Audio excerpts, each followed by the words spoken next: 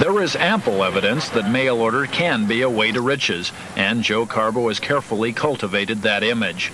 Just as it says in his ad, his office is located in an oceanfront house in Sunset Beach. Karbo says he rarely comes here anymore. He likes being a lazy millionaire and would rather let his staff run the business on a day-to-day basis. As Karbo explains it, selling things by mail is the lazy way to riches because you can get started without much money. You don't have the hassles of running a store, and you set your own work schedule. Beyond that, if you're selling something you believe in and have confidence in, and you're doing work you enjoy and are being remunerated for it, then I don't think you're really working.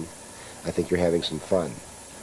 Karbo's been around. He spent decades in advertising and sales. He even sold cars on TV. He obviously can produce an ad that stirs up a lot of business. But why do his ads always skirt the subject and never specifically mention the mail order business? Well, the book isn't entirely about mail order. I consider the most important part of the book, the first part of the book, which deals with what I call dynapsych. And people characterize it as a book about positive thinking. And my counter to that is, no, it's a book about positive action, because you can think positively all you like, and if you sit on your keister and don't take any action, nothing's going to happen to your life. And actually, it was that attitude, or that change of attitude for me, that brought me from failure to success. Then why don't you emphasize the dynapsych more in the ads? Well, basically, because we don't emphasize anything. What we're talking about is a change and an opportunity. The opportunity for Joe Karbo has led to a busy operation on Computer Lane, Huntington Beach.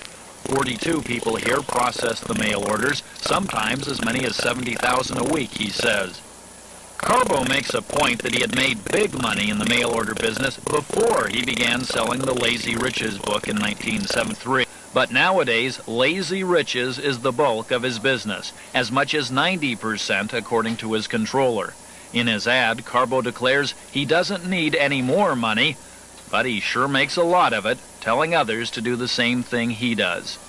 Most of his other products are also books or pamphlets, how-to guides, what Karbo calls opportunity items. Karbo says you too can create a similar business. In your book on page 82, you give some examples of ideas that people could follow up for pamphlets or booklets.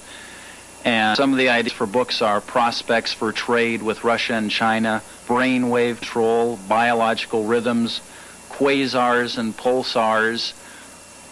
Do you honestly believe the common man can write intelligently about subjects like that? Well, the ones you've selected require education expertise. I suspect you pulled that out of a list of possible projects.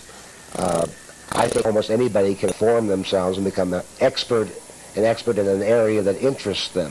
Bottom line is this: reading The Lazy Man's Way to Riches does not automatically make you rich. Some people have found a new outlook and a new life, and probably the majority of them have not, because they haven't been willing to take that extra step to implement it. But Karbo did follow his own advice, and he had the talent and drive to make it work for himself. His business is evidence of that. Now he has time for other things, like acting and community theater. It's difficult because Karbo has begun limping noticeably in recent years. Doctors figure he may have multiple sclerosis, but he refuses to let that slow him down, especially when he has the chance to play a dirty old man in ancient Rome. Is that what you want? Does cross my mind. You must know one thing. What is that?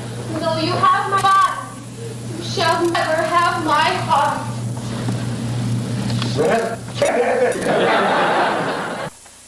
As a matter of fact, the theater is where Karbo headed as soon as we finished our interview. No matter what you think of his ads or his book, he's certainly come a long way since pitching jalopies on all-night TV shows.